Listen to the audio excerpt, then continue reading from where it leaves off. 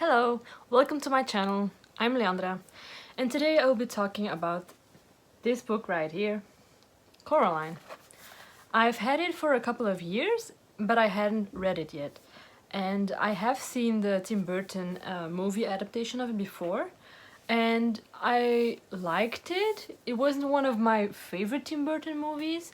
I thought it was like a bit eerie, and I'm not a fan of like too scary stuff, but I thought it was a cool concept. And then I saw that it was from a book, and I had the book. I've had this book for a couple of years, and I decided to finally read it for October, for the spooky month. And I have to say, I did really enjoy it actually. I thought it was maybe even better than a movie. I really liked the way it was written. It's written by Neil Gaiman, by the way, or Gaiman, I'm not sure how to pronounce it. It was pretty much very similar to the movie. I'll try to do a little bit of a movie book comparison later.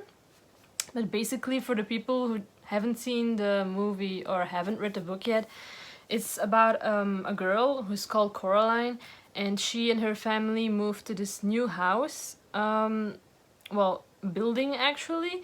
It's basically a couple of houses together. I'm not sure how to describe it. It's like a duplex, but instead of two families, it's four actually. So the building is divided in such a way that four different families can live there. So there's Coraline, who lives there with her mom and dad. Then there's Mrs. and I have to check for the names because I already forgot. I read this like a couple of days ago and I already forgot the names. It was Mrs. So it's Miss Spink and Miss Forcible. Those are her downstairs neighbors. And then upstairs, so she's ground floor, and then underneath her, I guess like a basement level kind of thing, is Miss Spink and Miss Forcible, who they're like old now, but they used to be actresses back in the day. They did theater, I think, and maybe Broadway or something. And they have a lot of Scottish dogs, Scottish terriers, I think, Yorkshires maybe, Scottish Yorkshires or something like that. And then above where Coraline lives, there's was it a Polish guy? I'm so forgetful already. There's a guy who has like rats and fleas, and he tries to train the mice to play instruments and stuff.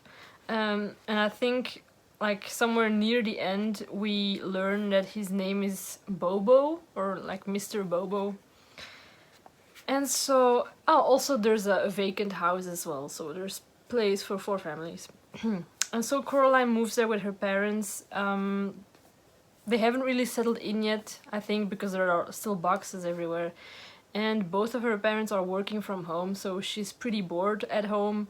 And she doesn't know what to do, so she enjoys exploring. So she tries to explore everything inside the house, everything outside the house. That's how she meets her neighbors. And then one day she finds a door inside of her house that doesn't lead to anywhere. I think they had a key, and then when they opened the door, it was just a wall. There was nothing there. And then one night, I think Coraline hears a sound or something, and she goes downstairs to check, and the door was open, and instead of it being closed with a brick wall, it was open, so there was kind of a tunnel, and she decides to go through, and what she finds there is basically a twin version of her own house, like a copy of her own house, but instead of her mom and dad being there, there's like this other mom and other dad there. They look pretty similar, although there are little differences. The biggest one is they have buttons for eyes, and for example the mom is, I think, a bit taller and skinnier and stuff like that. Also the big differences are her real mother and father, they're pretty busy with their work and they really don't give Coraline that much of attention. And I even felt like she was a bit, maybe they were nice to her, but maybe like a bit of emotionally neglected her a bit, and they didn't really do stuff with her. And when she went into this other house with her other parents, they were super attentive to her and they did stuff with her. They did fun stuff. They had great meals.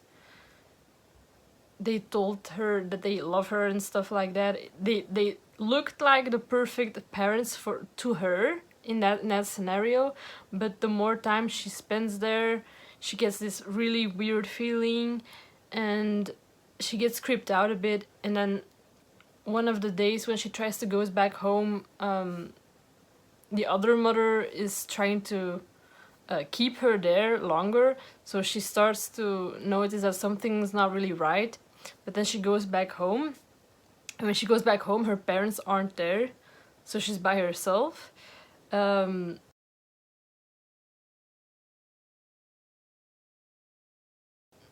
She didn't want to go back to the other place, but then she had to go back because she had a feeling that the other mother was responsible for the disappearance of her parents. So she went back, and eventually she ends up in a closet locked by the other mother. This really small confined place where she finds 3 ghosts of 3 children, and they have been basically kidnapped by the other mother, kind of like in the same situation that Coraline is now. They were kidnapped, and she fed on them, or she ate their souls or whatever, and their spirits were still stuck there because she kept holding on their souls. So they asked Coraline if she could help them out by finding their soul and setting them free so they could leave the place. And also she wants to free her parents. She has to find them. She thinks they are somewhere in the other house, so she makes a deal with the other mother, because apparently she likes games and it's the only way to challenge the other mother, basically manipulating the other mother into freeing her parents, and then letting the souls of the children free. And basically this was all an idea of a cat that Coraline met. She met them in the real world, but when the cat goes through the tunnel, he appears into the other world, he can talk to her. So that's where she got the idea to challenge the other mother. And then she goes through all of the house in search for the souls. It's not really easy, because the other mother also uses the other father against Coraline to try and capture her. It was pretty... Some parts were pretty creepy, actually. I can imagine if you're reading this as a kid that it scares you more. But still, it was a bit eerie. Eventually she finds the 3 souls of the children, and she finds her parents as well, because almost everything in the house was exactly the same as her real house, except for one thing. There was something on the mantelpiece, like a snow globe that you shake, kind of thing, that wasn't there in her real house, so she assumed that her parents were trapped inside of it, and that's what it was. But then the other mother couldn't handle Coraline winning, basically, and she knew that the only way for her to escape, because she knew the other mother wouldn't keep her word and set Coraline free, she threw the cat to the other mother's face, and that's how they were able to escape.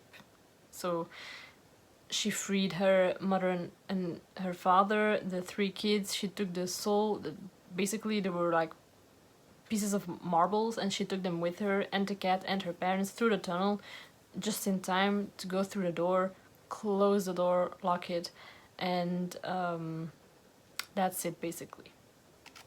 I think the message of this book is, at least that's what I think it's mostly about, is that no parents are perfect, and be careful what you wish for, because sometimes other people's parents may seem better in some kind of way, but they could be worse in another kind of way or something, or I'm not sure. Like, try to be grateful for what you have, maybe?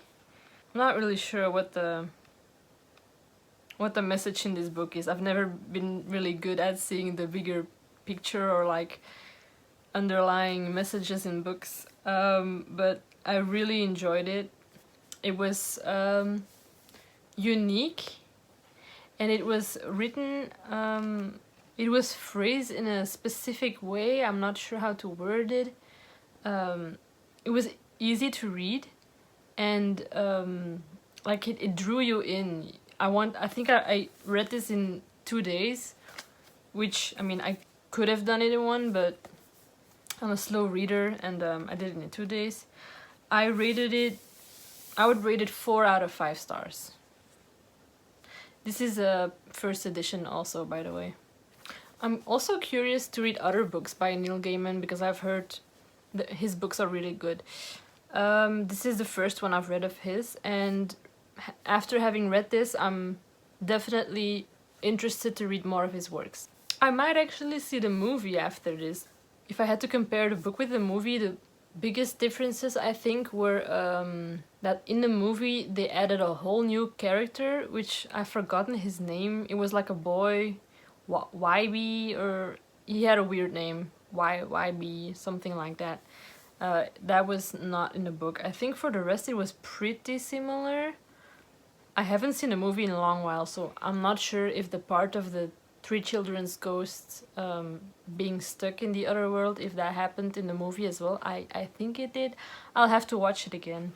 If you haven't read the book and you haven't seen the movie, I would definitely recommend to read the book first, because it is a pretty good book. If you have read the book, let me know in the comments what you liked about it. Also, it has pictures. Let me actually find a picture. This definitely motivated me to read more of Neil Gaiman's books. So I'm glad I actually did read it, and maybe I might make a habit of reading this every October. Who knows? Do you have any books you like to read for October? You can leave them in the comments. Also, if you like this video, please like, leave a comment, subscribe if you haven't already. I hope you enjoyed this video, and I will see you next time for another review, probably one of the Zodiac Academy. I'll see you next time. Bye!